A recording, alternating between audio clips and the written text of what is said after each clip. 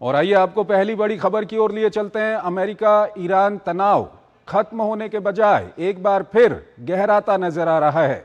60 दिन के अंतरिम समझौते की मियाद खत्म होने के करीब है, लेकिन दोनों देशों के बीच किसी अंतिम समझौते के आसार नहीं दिख रहे। हॉर्मुज से लेकर कुर्दिस्तान तक टकराव बढ़ रहा है, तो दूसरी ओर गाजा में ट्रंप की शांति योजना भी मुश्किलों में घिर गई है। ऐसे में सवाल है, क्या कूटनीति इन बढ़ते संकटों को थाम पाएगी या हालात फिर युद्ध की ओर बढ़ेंगे? आइए आपको इस पर एक खास रिपोर्ट दिखाते हैं और फिर इस पर अपने विशेषज्ञ मेहमान से हम चर्चा करेंगे। करीब 6 महीने पहले शुरू हुई अमेरिका ईरान जंग पूरी तरह से खत्म होने का नाम नहीं ले रही है। हमले जरूर रुके हुए हैं, लेकिन हॉर्मुज समेत करीब सभी मुद्दों पर कोई भी पीछे हटने के लिए तैयार नहीं। युद्ध को पूर्ण रूप से खत्म करने के लिए 2 महीने पहले अस्थायी समझौते के तहत हुई एक कोशिश की मियाद भी खत्म हो रही है। 17 जून को हुए अंतरिम समझौते के तहत अमेरिका और ईरान को 60 दिनों के अंदर बातचीत करके अंतिम समझौते तक पहुंचना था, परमाणु समझौता करना था। लेकिन पिछले कुछ हफ्तों में दोनों देशों के बीच हमले भी हुए और तनाव भी बढ़ा। ईरान ने समझौते की प्रासंगिकता पर सवाल खड़े करते हुए कहा कि इस पर हस्ताक्षर के कुछ हफ्तों बाद ही अमेरिका ने इसकी शर्तों का बड़े पैमाने पर उल्लंघन शुरू कर दिया था। ईरान का दावा है कि अमेरिकी रवैये के कारण बातचीत शुरू ही नहीं हो पाई।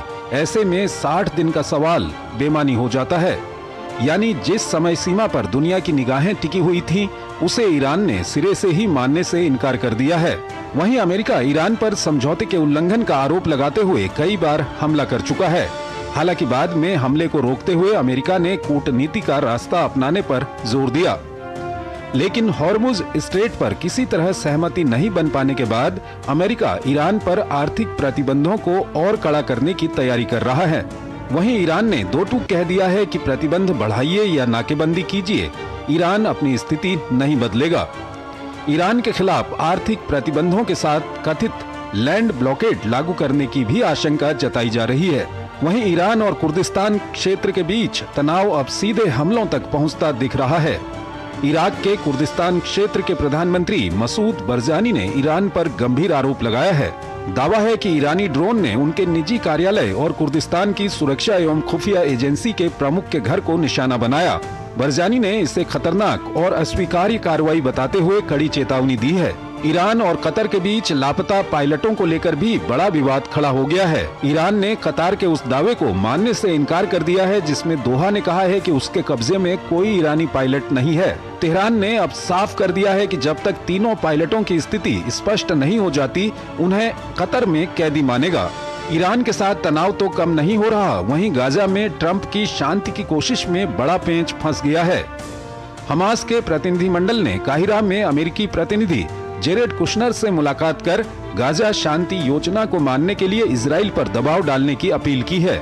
इजराइल ने हमास के पूरी तरह हथियार नहीं डालने तक गाजा से सेना पीछे हटाने से इनकार कर दिया है। इसके बाद जेरेड कुशनर ने इजराइल के प्रधानमंत्री बेंयामिन नेतन्याहू से मुलाकात की। उधर 8 मुस्लिम देशों ने नेतन्याहू द्वारा ट्रंप की शांति योजना को खारिज किए जाने की निंदा की है। कुशनर की सबसे बड़ी चुनौती है कि दोनों पक्षों के बीच सहमति बनाई जा सके। और इस पूरे ताजा घटनाक्रम पर बात करने के लिए हमारे साथ अतुल अनेजा जुड़ रहे हैं, विदेशी मामलों के जानकार हैं, उनसे हम बातचीत करेंगे। अतुल जी, बहुत बहुत स्वागत है आपका हमारे इस कार्यक्रम में। अतुल जी, पहला सवाल यही है कि ईरान और ओमान के बीच में खबरें हैं कि हॉर्मुज को लेकर के कुछ सहमति वहां पर बन गई है। क्या लगता है आपको, अगर ईरान और ओमान के बीच में कोई सहमति बन भी जाए तो क्या उसके बावजूद भी हॉर्मुज खुल पाएगा? चंद्रशेखर जी, सीधा अगर इसका जवाब दें तो नहीं खुल पाएगा, जैसा कि अमेरिकन चाहते हैं। अगर ये जो समझौता हो रहा है ये ओमान और ईरान के बीच में हो रहा है, ये एक बायलैटरल अरेंजमेंट है कि भाई अगर जहाज़ एग्जिट करेंगे तो किस रास्ते से करेंगे वो मॉनिटर किया जाएगा। ईरान और ओमान उसको मॉनिटर करेंगे और एंट्री रूट भी यही कंट्रोल करेंगे। तो एक तरह से जो ट्रंप का कहना है कि हॉर्मुज को पूरी तरह खोला जाए, वो स्थिति तो बन नहीं रही। ये एक दूसरा समझौता है और ईरानियंस का कहना है कि भी ये तो हमारा बायलैटरल समझौता है, इसमें तो अमेरिकन है ही नहीं इस पिक्चर में। तो मुझे नहीं लगता कि वो जो एक स्थिति थी कि हॉर्मुज, जैसे एमओयू की हम बात करते हैं, जो एमओयू साइन किया गया था उसमें हॉर्मुज को खोलने की बात की गई थी, लेकिन उसमें भी ये कहा गया था कि जब तक पूरा समझौता नहीं होता तो ईरान उसका नियंत्रण करेगा, स्टेट ऑफ हॉर्मुज का। तो आगे बात बढ़ी नहीं है। एक तरह से ईरान अपनी एक तरह से मजबूती दिखा रहा है कि हम और ओमान कर रहे हैं, और एक तरह से अमेरिकन्स के जो डिमांड्स हैं वो अभी रडार पे भी नहीं है। जी अतुल जी, दूसरा सवाल यह है कि जो अमेरिका की तरफ से ये बयान आ रहे हैं कि ईरान के ऊपर बहुत कड़े आर्थिक प्रतिबंध लगाए जाएंगे, ऐसे प्रतिबंध लगाए जाएंगे कि ऐसे पहले लगाए नहीं गए, तो क्या कुछ कहेंगे आप? क्या ये प्रतिबंध कारगर साबित होंगे और ये प्रतिबंध किस तरह के हो सकते हैं?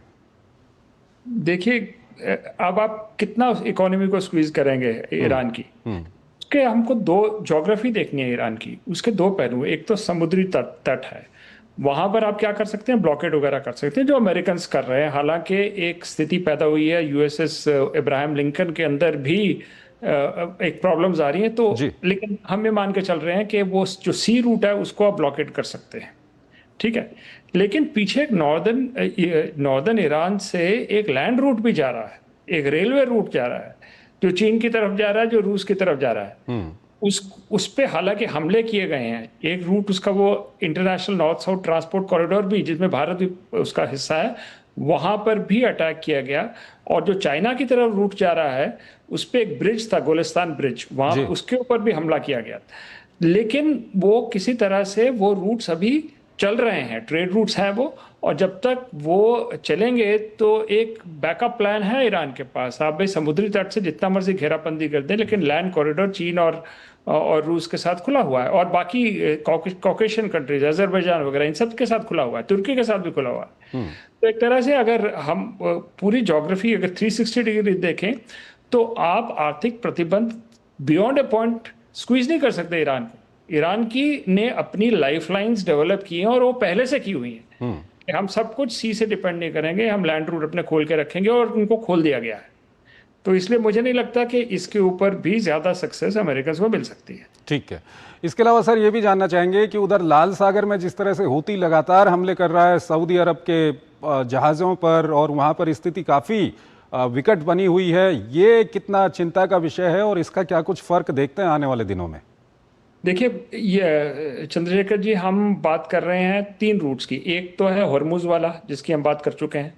फिर हम बात कर रहे हैं जो बाबल मंदाब है, जहां पर हुतीज का अटैक जा रहा है। ये जो एक तरह से एक गेटवे है लाल सागर के लिए, इंडियन ओशन और लाल सागर के बीच का जंक्शन है ये। यहाँ पर जो है हुतीज अटैक कर रहे हैं, क्योंकि जो भी शिप आ रहा है सऊदी अरेबिया का, अगर हम नक्शा देखें तो जो west coast of Saudi Arabia से, यानबू वगैरह, इन रिफाइनरी से अगर पेट्रोल आ रहा है तो उसके ऊपर अटैक हुतीज कर रहे हैं। ये है mouth of the gulf of Aden, एक तरह से बाबल मंदाब जिसको कहते हैं। लेकिन एक तीसरा फ्रंट भी खोला है, और वो अटैक था जब मिस्र का एक शिप सुएज कैनाल के माउथ पे के ऊपर भी अटैक किया गया जी। तो ये 3 पिवट्स हैं जिसके ऊपर एक तरह से आशंका आ गई है कि भी ये खुले रहेंगे कि नहीं रहेंगे।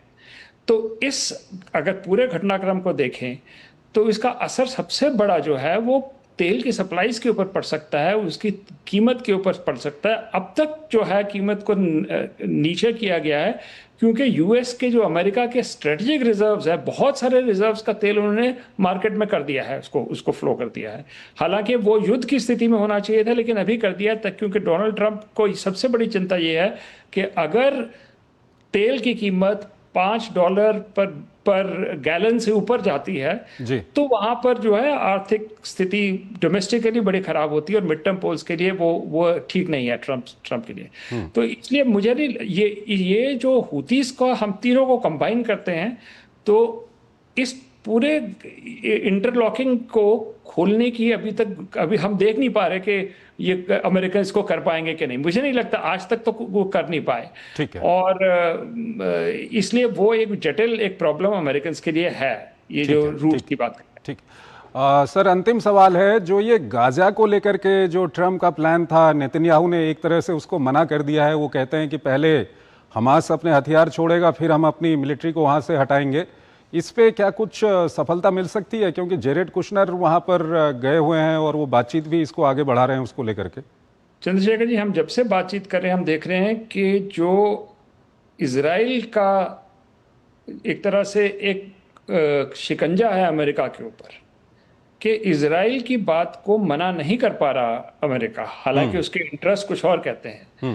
गाजा में भी वही स्थिति है कि ट्रंप ने की जो प्लान है उसको खारिज कर दिया नेतन्याहू ने। तो यहाँ पर जेरेड कुश्नर वगैरह ये किंग पिन नहीं है, ये बात आ रही है नेतन्याहू के ऊपर, और नेतन्याहू भी अड़े हुए हैं। तो मुझे नहीं लगता यहाँ पर एक सफलता मिल रही है। मैं एक आखिरी पॉइंट कहना चाहता हूँ, मुझे लग रहा है कि ईरानियंस जो हैं इस पूरे युद्ध को ड्रैग आउट करेंगे 4 महीने तक, जब तक मिड टर्म पोल्स नहीं होते, क्योंकि उनकी मंशा है कि ट्रंप मिड टर्म पोल्स में अगर हार जाए, इन द सेंस कि रिपब्लिकन्स हार जाएं सेनेट और हाउस ऑफ रिप्रेजेंटेटिव में, तो एक तरह से वो लेम डक प्रेसिडेंट बनते हैं अगले 2 साल के लिए, कुछ कर नहीं पाएंगे क्योंकि कोई कानून पास नहीं हो सकता जब तक कि कांग्रेस का उसके साथ में एंडोर्समेंट नहीं हो। तो मुझे लग रहा है कि इस स्थिति का जो टाइमिंग है, ईरानियंस ड्रैग आउट कर रहे हैं। ये उन्होंने पहले भी किया था, ये जिमी कार्टर को ऐसे हराया था क्योंकि 444 दिन अमेरिकन को बंदी बनाया था अमेरिकन एम्बेसी में, और जैसे ही रोनाल्ड रेगन जीते वो इलेक्शन तो उन्होंने उनको छोड़ दिया। तो कार्टर को जो ट्रीटमेंट दिया जा रहा है वही अब वो डोनाल्ड ट्रंप की तरफ जा रहे हैं। मुझे लग रहा है कि एक पैटर्न सामने नजर आ रहा है। ठीक है, और ये देखना होगा कि क्या कुछ इसका जो अमेरिकी जनता है उस पर क्या कुछ फर्क पड़ता है। अतुल जी हमारे साथ बने रहिएगा, एक और महत्वपूर्ण विषय है उस पर अभी हम बातचीत करेंगे, लेकिन हमको यहाँ पर एक छोटा सा ब्रेक लेना है, एक छोटा सा ब्रेक।